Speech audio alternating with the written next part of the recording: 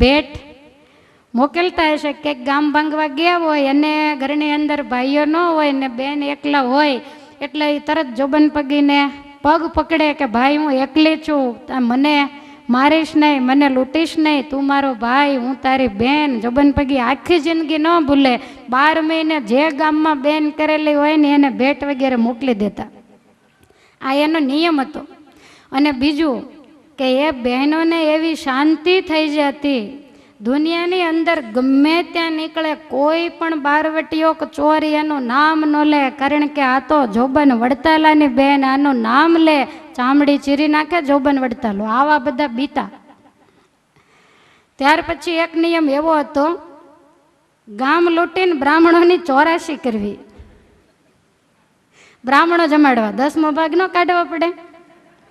ક્યાંક ગામ ભાંગ્યું હોય, પેટલાદ હોય, આજુબાજુના વસો વગેરે ગામ લૂંટ્યા હોય, પછી જે કાંઈ આવે ને એમાંથી બ્રાહ્મણોને 84 કરે, બ્રાહ્મણોને જમાડે, ગાયોને ઘાસ નાખવું, હનુમાનજીના મંદિરે દીવા કરવા, શિવાલય અને ઠાકોરજીના મંદિરે દીપમાળા પૂરવી, નાળિયેરને સાકરનો હવને પ્રસાદ વેચવો. આવો એનો નિયમ હતો. પણ ગામ તો લૂંટવા જ એમ. ત્યાર પછી એક નિયમ એવો પણ હતો કે વેપારીઓની દુકાનોમાંથી એમના ચોપડા કઢાવીને ચોક વચ્ચે હળગાવી દેવા. એટલે આ એક પાછું પરોપકારનું કામ છે. આપણને એમ થાય કે આવું કેમ કરતા. આનો હેતુ એવો હતો કે પહેલાંની પ્રજા અભણ હતી, બિચારા કાંઈ ભણ્યા ન હોય. વેપારીઓ જેમ કે સાચું નામાં લખતા હોય, તમે એને એક ગાડું ઘઉં આપો ને ત્યારે તમે એના 2 તગારા ચોખામાંથી માંડ બારા નીકળો, કારણ કે હિસાબ કિતાબ તો આપણને કાંઈ આવડતો ન હોય. કાયમ ઉધાર લેતા હોય, દઈને તૂટી જાય તો એક વખત વેપારીને ચોપડામાં નામ જાય તો 7 પેઢી સુધી એનું લેણું ક્યારેય ચૂકતે થાય જ નહીં. ભોળી પ્રજાને એવા લોકો છેતરતા, એટલે પ્રજાનું શોષણ લુચ્ચા વેપારી ધનવાનો દ્વારા જે બહુ થતું, તો જોબન પગી એના ચોપડાને જ હળગાવી દે એટલે બધા કર મુક્ત. પછી કેમ કહી શકે કે આટલું તારું મારી આગળ તું ઉધાર લઈ ગયો, આટલા રૂપિયા તારા દેવાના, ક્યાંય ચોપડા જ ન રહેવા દે. એટલે ગરીબોને કરમુક્ત કરવા, દેવામાંથી બચાવવા માટે વેપારીઓના ચોપડાઓને સળગાવી દેતા. એની ટુકડીની અંદર જે સાગરીતો હતા એ બધાય આ નિયમ પાળતા, અને જે નિયમ પાળે એના ઉપર જોબન બાપા બહુ રાજી રહેતા. બધાયના બોસ હતા, બધા એની આજ્ઞામાં રહેતા. અને એક નિયમ એવો પણ હતો કે આટલા જે નિયમ આગળ બતાવ્યા એમાંથી કોઈ પણ નિયમ એનો માણસ તોડે એટલે જોબન પગી જોટાળી બંદૂક રાખતા, એને પોતે જ ભડાકે દઈ દેતા. આડું અવળું થવાનું નહીં, જેમ જોબન પગી કે એમ જ કરવાનું. આવી રીતે ઉત્તમ રીતિથી લૂંટફાટ કરતા. અને એટલે જ જોબનના જે સાથીદારો હતા એ ભારે જોબન પગીમાં વિશ્વાસ રાખતા. ક્યાંય પણ લૂંટફાટ કરી હોય, ક્યાંય પણ એના માણસો પકડાઈ ગયા હોય અને એને કદાચ મારીને ચામડી તોડી નાખે ને તો કોઈ દી નાનું છોકરું જોબન પગીનું નામ ન આપે, આવો વિશ્વાસ હતો બધાને. વળી જોબન પગી ગૌરક્ષક હતા અને સ્ત્રી રક્ષક હતા. કોઈ ગાયોને, સ્ત્રીઓને જો હેરાન કરે તો એને ઠાર મારી નાખતા. બ્રાહ્મણ અને સાધુના એ સેવક હતા. એક દિવસનો સમય, જોબન પગી ગામડે જઈ અને દાડ પાડે, પ્રજાને લૂંટે, ચોરીઓ વગેરે કરે, કેટલાયને મારે. પોતાના સાગરીતોની સહિત જોબન પગી ખંભાતથી વડતાલ તરફ આવતા હતા. હવે એમાં રસ્તામાં કોઈની જાન પરણી અને ઉંદેલ ગામે જતી. બાજુમાં જ ઉંદેલ ગામ, આ ચરોતરનું ગામડું. તમામ જાનૈયાઓ, જાનડીઓ દાગીના, વસ્ત્રો વગેરેમાં સજ્જ હતા અને એવા સરસ મજાના દોડના ગીતો ગાતા જાય અને આનંદ કલ્લોલ કરતા જાય.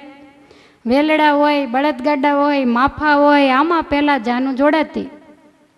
હવે જાનની અંદર બધા આનંદ ઉત્સવ કરે છે ને એમાં કોઈ વટે માર્ગ સામો મળ્યો અને એણે આવીને જાનના ગાડાવાળાને એવું કહ્યું કે તમે આમ ધીમે ધીમે આનંદ કિલ્લોલ કરતા જાઓ છો, પણ તમને ખબર છે શું? તો કે પાછળ જોબન વડતાલાની દાડ આવે છે. અને આ શબ્દને જ્યાં સાંભળો ત્યાં તો બધાયના મોતિયા મરી ગયા કે આજ જીવતા નહીં રહીએ. બધાએ ગાડા દોડાવ્યા, વહેલું આવે ઉંદેલ, પાછું વળે જોવે બીજો. હવે એ વખતના કાચા રસ્તા, કેટલાય રોદા ને બીજું ત્રીજું આવતું હોય, પણ એ તો ગાડા આંખ્યું વેચીને દોડાવે જ ગયા. હવે આ ગાડા દોડ્યા જાય છે, એમાં એક માફામાં રોદો આવ્યો તો એમાંથી એક વૃદ્ધ ડોહો ગબડી ગયો, પડી ગયો. એનું નામ હતું જીવણદાસ પટેલ. હવે આ નીચે પડી ગયો, એક તો વાગ્યો ને એક જોબન વડતાલાની બીક, તે બૂમાબૂમ કરે, એ ગાડા ઊભા રાખો, વેલડા ઊભા રાખો, પણ પાછું વળીને જોવે બીજો. હવે આ તો બધા ઊંધેલ પહોંચ્યા, ત્યાં સુધી કોઈએ પાછું વળીને જોયું નહીં. આવી આ જમાનામાં જોબન પગીની લોકોને બીક લાગતી. હવે આ બાજુ જીવણદાસને એમ થયું ગાડાવાળા તો ગયા, પડ્યો ન મર્યો, પણ હવે જોબન બાપા જીવતો નહીં મૂકે. ત્યાંથી ઊભો થઈને ગાડવાની ઓથ લઈને ઊભો ઊભો ધ્રુજે, હવે કાંઈ હાલે પહોંચાય એમ નથી, આમે મરવું ને આમે મરવું. અને એ વખતે જોબન પગી પોતે બેસવા માટે કાળિયો ઊંટ રાખતા. કાળા વસ્ત્રો પહેરી, મોઢે બોકાની બાંધી, બાણ બાથો લીધા હોય, કેડે કટાર ખોશી હોય, અને એક બાજુના ખભે જોટાળી બંદૂક હોય. જે સામે જોવે ને એના મોતિય મરી જાય, બીક લાગે, રાતે સાંભળી ગયા હોય તોય ફડકી જાય. આવું એનું રૂપ હતું. હવે આ જોબન પગી ઊંટ ઉપર બેસીને દૂરથી ચાલ્યા. હવે વિચાર કરે કે આ ડોસો વૃદ્ધ ને અહીંયા ઝાડવા હેઠે કેમ ઊભો હશે. જોબન પગી આવીને જ્યાં ઊંટ ઊભો રાખીને ઊંટ ઉપરથી નીચે ઉતરે, ત્યાં તો પેલો પગમાં પડીને માંડ્યો કરગરવા. જોબન બાપા કે કોણ છો? એલા તો જાનૈયો. એટલે અહીંયા ક્યાંથી જાન વેગે તું? તો કે માફામાં જ પડી ગયો. કેવી રીતે? વાત તો કર. ત્યારે પેલો જીવણદાસ પટેલ કહે છે કે અમે આનંદ ઉત્સવ કરતા ને ગીતો ગાતા ગાતા અહીંથી નીકળ્યા. ક્યાં ગામનો? તો કે ઉંદેલનો. જોબન પગે કે ઉંદેલ ગામ તો નજીક જ છે, તને કોઈ લેવા ન રહ્યું? તો કે બાપા વાત સાંભળો, બધા આનંદ કિલ્લોલ કરતા જતા, એમાં કોક વટે માર્ગુએ કીધું જોબન વડતાલાની ધાડ આવે છે, તો હવે ગાડા દોડાવ્યા. મારી કોને પડી હોય? રોદો આવ્યો તો હું માફામાંથી ગબડીને હેઠો પડ્યો, કેટલી રાડ્યું પડી, પણ કોઈએ માફો ઊભો જ રાખ્યો નહીં ને. જોબન પગી કે વાગ્યું નથી? ઓલો કે વાગ્યું તો ઘણું છે, વાગવા કરતા બાપા મને વધારે બીક તો તમારી છે, મને મહેરબાની કરીને મારશો નહીં. જોબન પગી કે એટલે એમ થોડો હું કોઈને મારી નાખું? જીવણો કે જીવણાને કે છે કે તું મુંજાઈશ ને, એક કામ કર, હાલ બેસી જા મારા ઊંટમાંથી. ઓલો ધ્રુજતો કે તમારા ઊંટમાંથી? જોબન પગી કે તું મૂંઝા છો શા માટે? હાલ હું તને ઊંધેલ મૂકી જાઉં, આ તારું વૃદ્ધ શરીર તારાથી હલાશે નહીં. પછાડ નથી લાગ્યો? તો કે લાગ્યો છે ને. હાથ જાલીને ઓલો ડરે છે, પણ છતાંય જોબન પગીએ એને ઊંટ માથે બેહાર્યો અને ઉંદેલ ગામ તરફ ઊંટને હંકાર્યો અને એને ગામ ભેગો કર્યો. પણ ગામને પાદર કોક જોબન પગીને જોઈ ગયું અને એણે ઊભી બજારે દોટ મૂકી કે ભાગો, જોબન વડતાલો આવ્યો. ગામની અંદર વેપારીઓ દુકાનો ખુલ્લી મૂકી મૂકીને ઝપાટા બંધ માંડ્યા ભાગવા. ઘરના દરવાજાઓ માંડ્યા બંધ થવા, જેને જેના ઘરમાં મેળ આવ્યો ને ત્યાં આવું ઘૂસી ગયા. આખા ગામની અંદર સોપો પડી ગયો. જોબન પગે કે જીવણા બધા ભાગ્યા કેમ? તો કે બાપા તમારા નામથી ભાગ્યા. જોબન પગીને એમ થયું કહો આવી મારા નામની આંખ વાગે, હવે કોઈ બારો નીકળે તો એને સમજાવું કે ભાઈ હું જાન નથી લૂંટતો, તમે શા માટે બીવો છો? પણ બહાર કોણ નીકળે? પછી તો જીવણાને ઉતાર્યા અને જોબન પગી ગામના ચોરે આવ્યા. ચોરે આવીને જોબન પગી કહે છે કે હે ગ્રામજનો, તમે કાન ખોલીને સાંભળી લો, હું પોતે જોબન ભાયા વડતાલો, હું ગામ લૂંટવા કે જાન લૂંટવા માટે નથી આવ્યો. આ તમારો ડોસો જીવણો પડી ગયેલો એને મૂકવા આવ્યો છું. માટે જરાય તમે બીશો નહીં. ત્યારે ગામના માણસોને વિશ્વાસ આવ્યો કે બારવટિયા આવી વાત કરે નહીં અને વાત કર્યા પછી કોઈ દી કોઈને મારે નહીં. એટલે ગામના લોકો બધાય બહાર આવ્યા. જોબન પગી કે આને પહેલાં પાટાપિંડી કરો, આ બિચારો ગોટો વળી ગયો છે. જીવણાને ઘેર મોકલ્યા અને જોબન પગી જીવણાને કહે છે કે લે આ સોનાની 2 ગીનીઓ આપું છું, મારાથી તું બહુ બીનો બિચારો વરરાજ હોય ફફડતો હશે ઉંદેલ સુધી. માટે એક વરને ને એક કન્યાને મારા તરફથી આ સોનાની ગીની ભેટ આપજે ને કહેજે જોબન વડતાલાએ આપી છે. પછી જોબન પગી ગ્રામજનોને કહે છે કે સાંભળી લ્યો, હું ક્યારેય જાન, સાધુ, ફકીર, ચારણ, ભાટ, બ્રાહ્મણ એને કોઈ દી હાથ અડાડતો નથી. માટે તમારે ક્યારેય બીવું નહીં. અને કદાચ કોઈ જાન લૂંટતો હોય એના તમને સમાચાર મળે તો તમારે મને સમાચાર આપવા, હું એને ઠાર મારી નાખીશ. ત્યારે ગ્રામજનો બહુ રાજી થયા અને પછી જોબન પગી ઉંદેલથી પોતાના સાથીદારોની સાથે વડતાલ આવ્યા છે. આવી રીતે સમય પછી સમય જવા માંડ્યો. એક દિવસ વડતાલની અંદર જ્ઞાનબાગની સામે કેદારનાથ મહાદેવ છે. ત્યાં જોબન પગી દર્શને ગયેલા. બધાય સાથીદારો ત્યાં ભેગા થયા દર્શન કરી. ગોઠણે ધોતિયા બાંધીને આખો ડાયરો માંડ્યો હોકા ગગડાવવા જલસો કરે છે. બધાય આનંદ કિલ્લોલ કરે છે ને એમાં પડકારો સંભળાણો, જોબન બાપા બચાવો. જોબન પગીને વિચાર થયો કે આ કોણ આવ્યું? આમ જ્યાં નજર કરીને ત્યાં તો વડતાલનો હીરો ભરવાડ, ખંભે મોટી ડાંગ અને દોડતો આવે. જોબન બાપા ગજબ થઈ ગયો. જોબન પગી કે પણ છે શું, બોલને.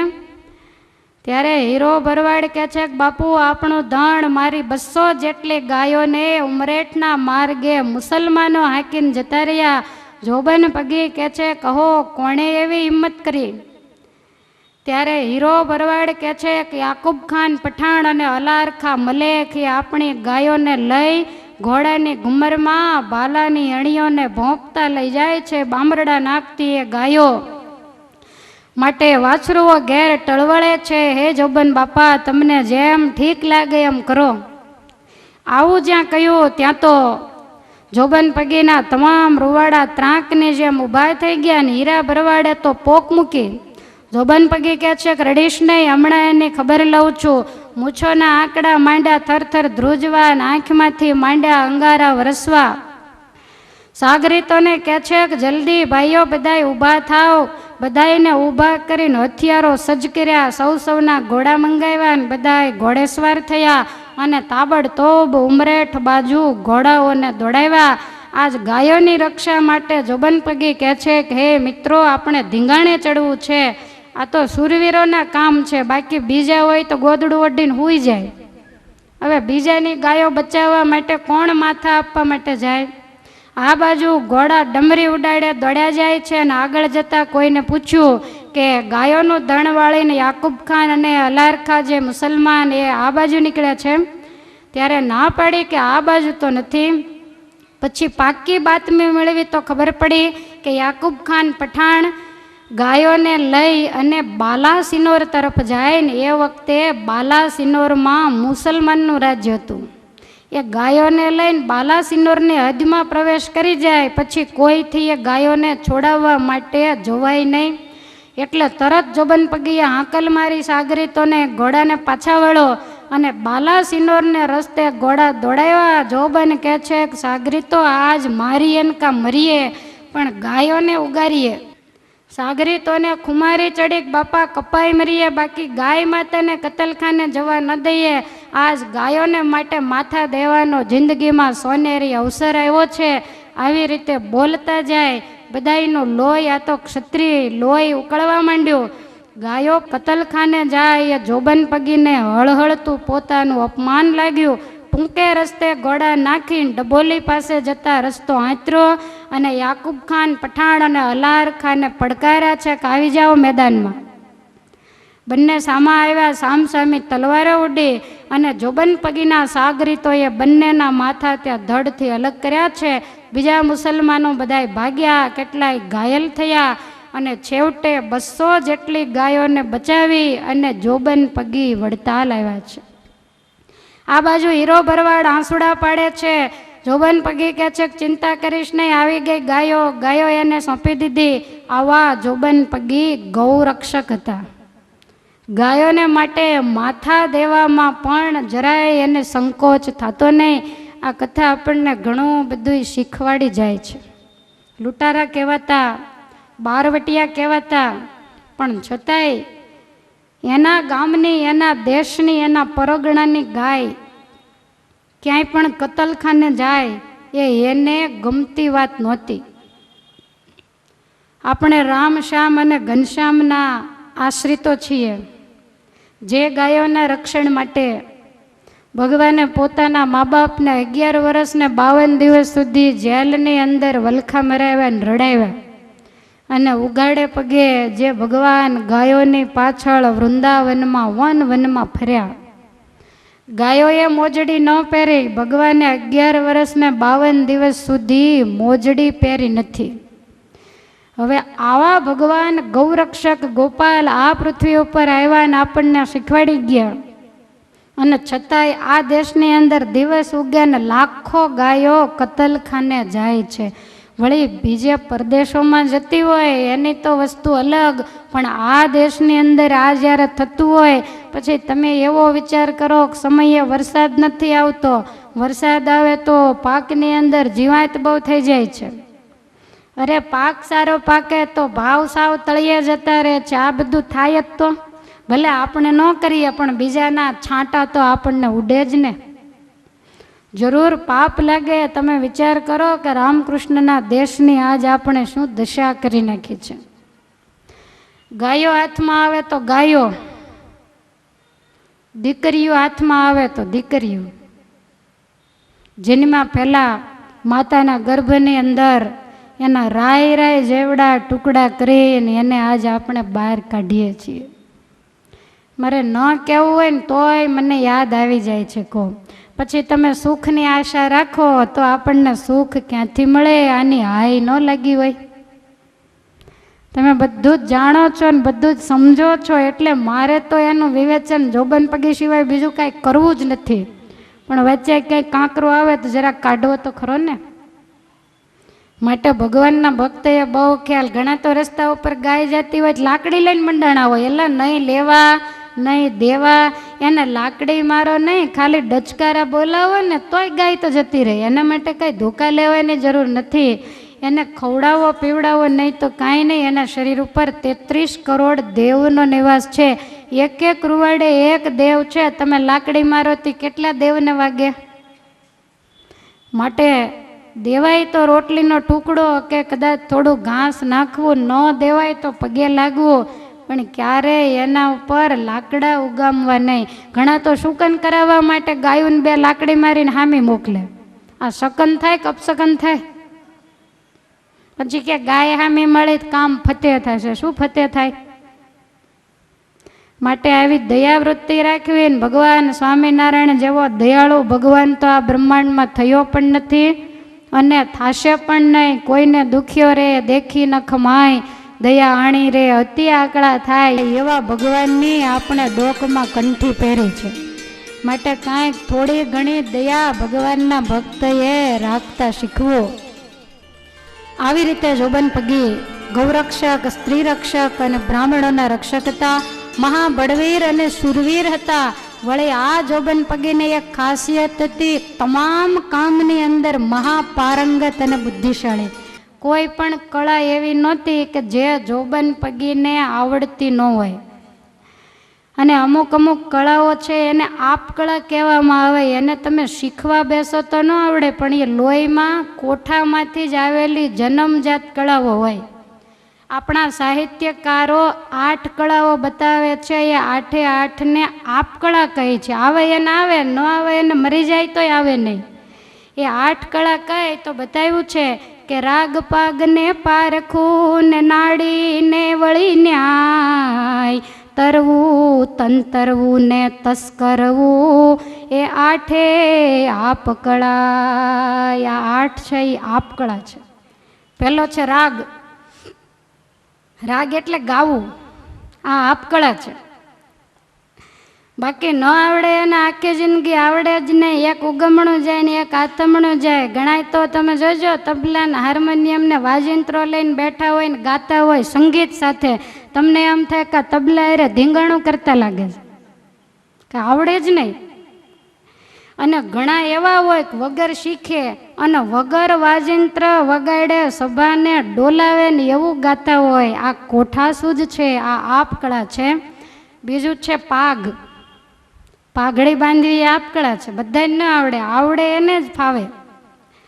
અને એમાંય દુનિયાની અંદર તમે નજર કરજો, બધાય દેશની અંદર જુદી જુદી પાઘડીઓ બંધાતી હોય, પણ સર્વ કરતાં શ્રેષ્ઠ અને અજબ ગજબની જો પાઘડી હોય તો ભગવાન સ્વામી નારાયણની પાઘડી છે. મહારાજ એવી પાઘડી બાંધતા કે બે ઘડી માણસો સ્થિર થઈ જતા. ઇતિહાસના પાના ઉપર પાર વગરની પાગો લખાયેલી છે, પણ સ્વામિનારાયણ ભગવાન જેવી પાગ કોઈને સાંભળી નથી. જ્યાં તમને 3 ચોગાઈની પાઘડી દેખાય અને એની અંદર મોતીડાના જુડા લટકતા હોય, ફૂલડાના તોરા હિલોળા લેતા હોય ને તેથી સમજી લેજો કે આ પાઘડીનો બાંધનારો મારો ઈષ્ટદેવ ભગવાન હરિકૃષ્ણ મહારાજ જ હોય, બીજા કોઈની માથે એવી પાઘડી હોય જ નહીં. અને આપણે કાયમને માટે કીર્તનની અંદર ગાતા હોઈએ છીએ, પાઘડી બાંધી છે ત્રિલોક થકી ન્યારી, પાઘડી બાંધી છે ત્રિલોક થકી ન્યારી, પાઘડી બાંધી છે ત્રિલોક થકી ન્યારી, પાઘડી બાંધી છે ત્રિલોક થકી ન્યારી. ધીરજ રેતી નથી મારી રે બેની, આજ મેં તો દીઠા વાલાને વાટવેતા. ધીરજ રેતી નથી મારી રે બેની, આજ મેં તો ડીઠ્યા વાલાને વાટવેતા. ચોળ રંગીલો રૂડો મોળીડાનો છેડો, ચોળ રંગીલો રૂડો મોળીડાનો છેડો, ચોળ રંગીલો રૂડો મોળીડાનો છેડો, ચોળ રંગીલો રૂડો મોળીડાનો છેડો. ભૂલી ભાળીને જાળ ભેડો રે બેની, આજ મેં તો દીઠા વાલાને વાટવેતા.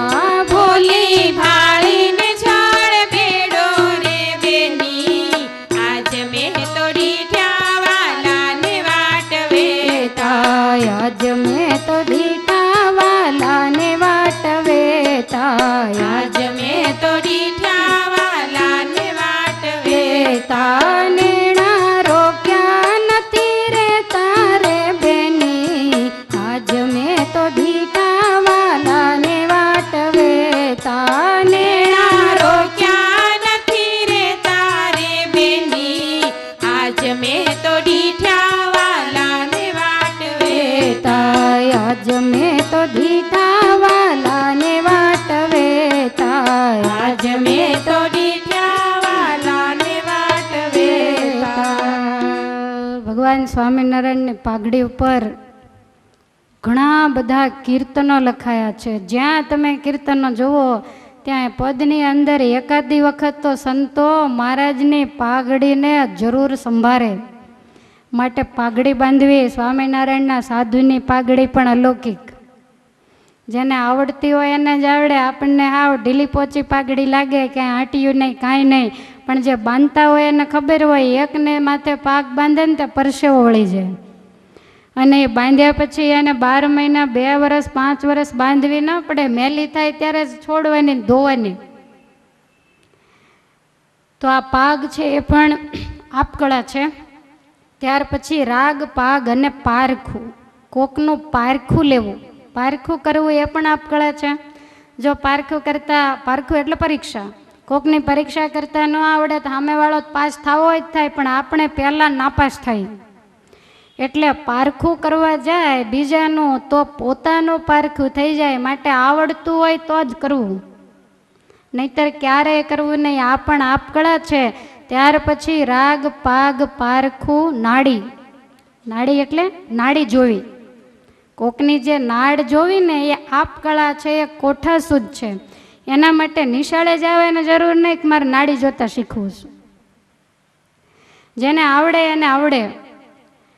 ભગવાન શ્રી હરિના સમયમાં એક સાધુ હતા. તે મહારાજ કહે, સાધુરામ અમારી નાડી જુઓ ને.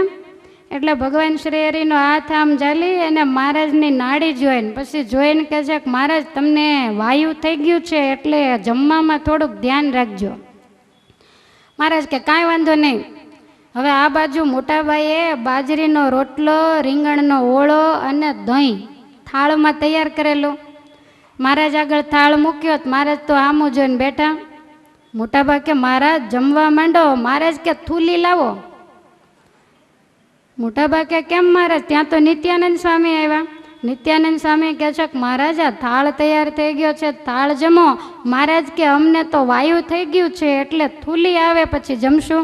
સ્વામી કે કોણે કીધું?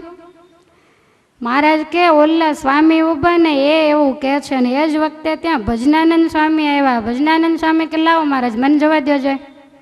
તો મહારાજની આમ નાડી જોઈ અને ભજનાનંદ સ્વામી કહે છે કે મહારાજ વાયુ તમને નથી થયું, વાયુ એને થઈ ગયું છે, એને તમારામ દેખાણું. તમે જોજો અમુક વ્યક્તિને અમુક વસ્તુથી મટી ગયું હોય પછી તમને તકલીફ કોઈ પણ થઈ હોય ને તો એની જ વસ્તુ બતાવે. હૂંઠનો ફાકડો મારો એલા બધામાં હૂંઠ ન હોય. તમે જે દવાખાને ગયા હોય ત્યાં તમને સારું થઈ ગયું હોય પછી ગામમાં ગમે એની ખબર પૂછવા જાય, બહાર ગામ જાય, રોગ ન મટે તો તરત એમ કે વડોદરિયામાં લઈ જાઓ. પણ બધાને વડોદરિયામાં ન સારું થાય. એ રોગ જોવો પડે, કાંઈક બધું વિચારવું તો પડે ને. જેવો રોગ એ પ્રમાણે એવા ડૉક્ટર. હવે તમને પેટનો રોગ હોય ને ઓલાને માથાનો હોય તો ક્યાંથી વડોદરિયામાં મટે? પણ આપણને કાંઈ ગતાગમ પડે નહીં અને સલાહ દેવામાં બહુ હોશિયાર. એટલે પેલા ભજનાનંદ સ્વામી કહે છે કે નાડી મહારાજ તમારી જોઈ વાયુ તમને નથી, વાયુ તો સામેવાળાને છે, એનામ છે એટલે એને તમારામ દેખાણું માટે તમે સુખેથી થાળ જમો, તમને કાંઈ તકલીફ નથી. પછી મહારાજ થાળ જમે. મહારાજ આવી મનુષ્ય લીલા કરતા. એટલે બહુ વિચારવા જેવું છે. એક બેન દવાખાને ગયા. ડૉક્ટરને કહે છે કે ડૉક્ટર સાહેબ જ્યાં દબાવું ને ત્યાં બધે દુખે. ડૉક્ટર કે આ રોગ તો નવો નીકળ્યો. ઓકે બધે કોઈને પગ દુખે, કોઈને હાથ દુખે, કોઈને માથું દુખે.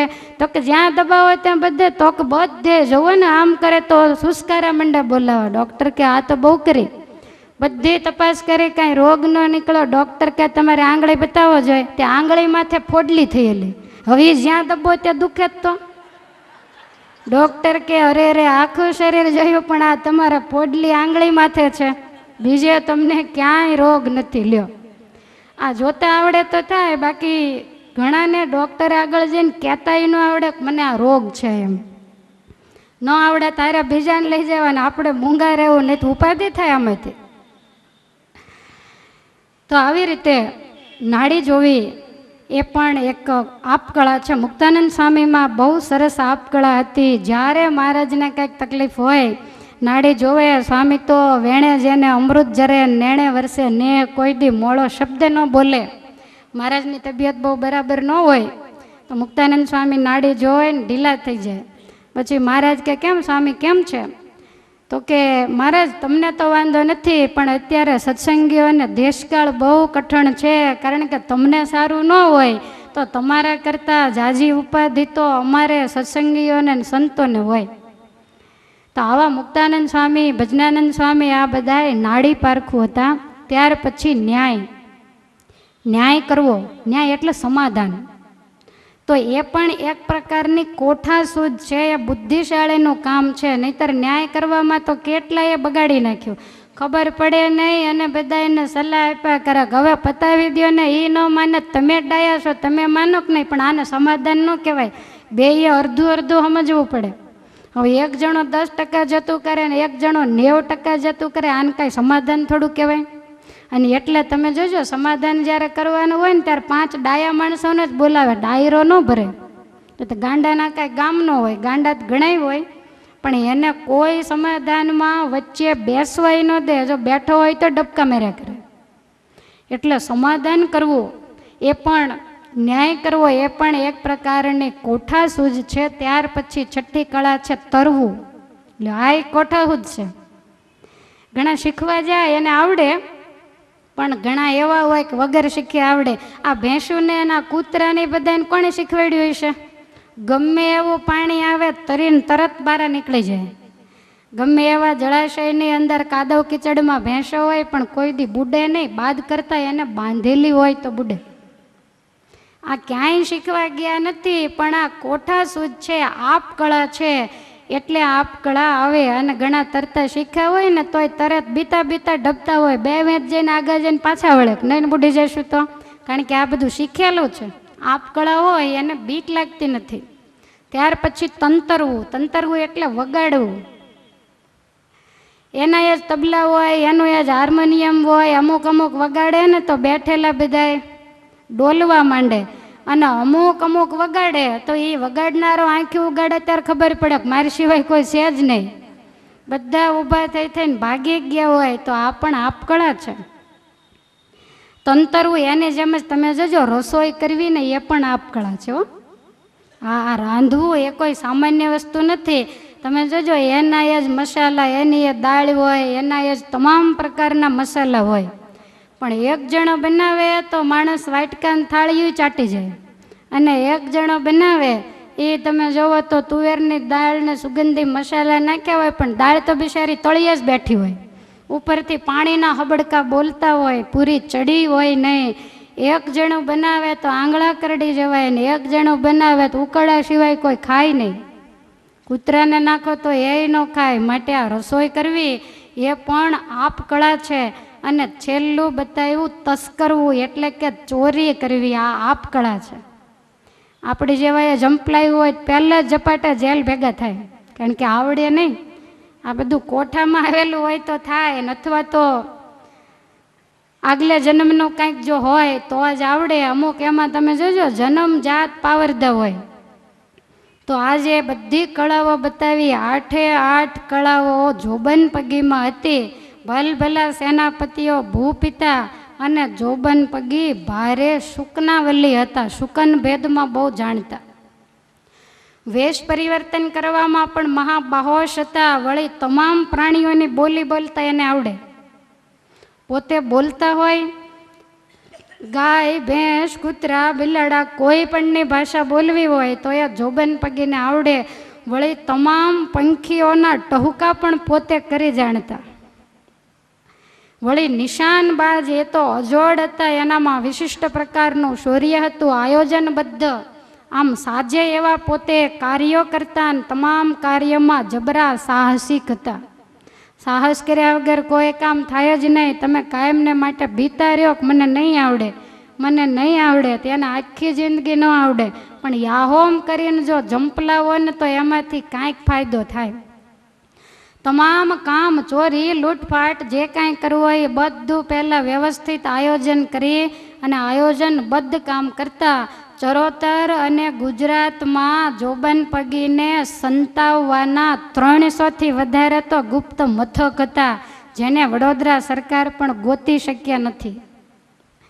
આ બધા લૂંટફાટ કરીને પછી સીધું ઘરે તો જવાય નહીં, કારણ કે બધાને ખબર હોય જોબન સિવાય બીજો કોઈ હોય નહીં. એટલે લૂંટફાટ કરીને આ 300 એના ગુપ્ત મથકો હતા, ને ત્યાં બધા ભીલો વગેરે આડાવળા હંતાઈ જાય. 300 જેને હંતાવાના ઠેકાણા હોય એને કોણ ગોતી શકે? દ્વારિકાથી માંડીને દક્ષિણમાં પૂના અને પંઢરપુર સુધી આ જોબન પગીને નામે 12 વટા ચાલતા. અને તમામ જગ્યાએ એમના હિંમતબાજ અને વિશ્વાસુ એવા બાતમીદારો, એના સાગરીતો હતા. કુલ એના 52 બાતમીદારો હતા, જાસૂસો જેને કહેવાય, ગુપ્તચર. જીવના જોખમે પૂરી CID કરીને તમામ સમાચાર આ જોબન બાપાને પહોંચાડતા. એમાંથી થોડાકના નામ કહેતા હોય તો સંભળાવી દઉં.